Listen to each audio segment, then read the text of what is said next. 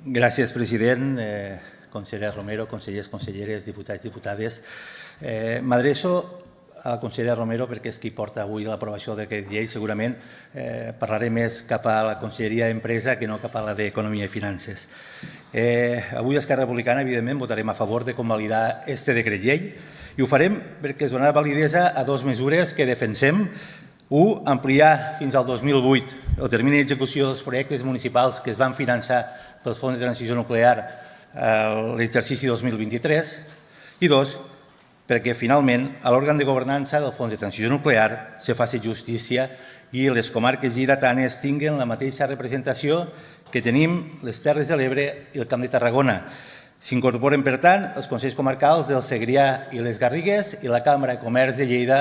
Aquí els donem la benvinguda a l'òrgan de governança perquè puguen fer les seues aportacions. Per tant, només pel fet de fer justícia amb els lleidatans i donar aire als ajuntaments i de rebot als veïns d'aquests pobles, ja val la pena emetre un vot favorable. També estem, evidentment, plenament d'acord amb la proposta perquè s'habiliten recursos per al sector pesquer. Els nostres mariners necessiten recursos i tot el suport, i en això a Esquerra Republicana sempre ens trobaran a favor. Un sector que haurà de fer inversions importants per sobreviure a les regles a les que se'ls imposa i que reivindica i és de justícia incidir en les polítiques europees de pesca marítima. Ajudaria que quan el Ministeri reparteix els dies de pesca no castigue sistemàticament a la flota mediterrània catalana. Pel que fa a la resta de contingut d'aquest decret llei, no n'estem massa d'acord ni en el que es planteja ni en la forma en què es fa. El Partit Socialista es comporta com si tingués una àmplia majoria al govern i al territori, i no la té. Ni el govern té majoria, ni encara menys la tenen al territori. Des d'Esquerra Republicana sempre hem defensat que la governança d'aquests recursos tan importants ha d'estar, sobretot, al territori. Evidentment, amb el govern, però amb el territori. Hem de votar a favor perquè l'ampliació de terminis als ajuntaments és urgent i vostès se n'aprofiten. I avui mos colen, sense consens, una ampliació de les actuacions que es podran finançar en el fons de transició nuclear. Reindustrialització, transició energètica, àmbit agroalimentari, inclòs l'agrícola, i ara ho havíem reivindicat des d'Esquerra Republicana, el turisme, les noves tecnologies, les infraestructures, aquí em comença a grinyolar, competència d'aquí, de la Generalitat, de l'Estat, el transport públic l'hem de pagar des del fons, l'habitatge, totalment d'acord, no es crearan llocs de treball si no es té on viure, la salut també la pagarem des del fons, i l'educació, i els serveis socials, com plantegen en aquest decret llei, mos preocupa. I desconeixem l'objectiu d'incorporar aquestes línies d'inversió sense consens previ.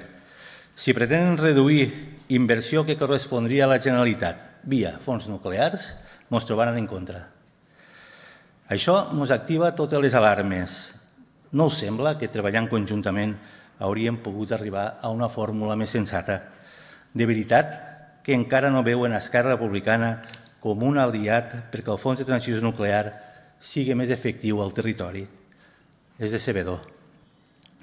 Per molt que el diputat Moner diu que Junts, quan jo era delegat del govern, me va estimular a que m'apressés a l'aplicació dels fons de transició nuclear, més val que no ho digui al territori perquè se n'en riuran.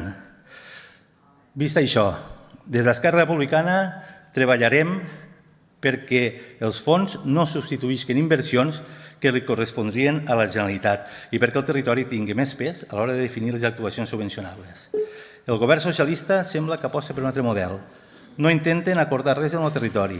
Aposten per prioritzar les empreses grans abans que les activitats més menudes, els autònoms i els pagesos se'n puguen beneficiar. Arriben en ajuts ja pensats i dissenyats des de Barcelona que, en el millor dels casos, els permetran lluir grans números d'inversió aixecada i llocs de treball generats. Llocs de treball de qualitat o no, per a la gent que viu al territori o per gent de fora. Les comarques afectades de les Terres de l'Ebre, del Camp de Tarragona i de Lleida, tenim una realitat socioeconòmica que reclama a crits un model de desenvolupament, de valor afegit, una estratègia, un model definit en la gent que viu i treballa al territori i que cada dia s'aixeca per tirar endavant. És imprescindible que, quan se dissenya on va el fons de transició nuclear, es faci en consens i en el territori, i així en tot. Gràcies.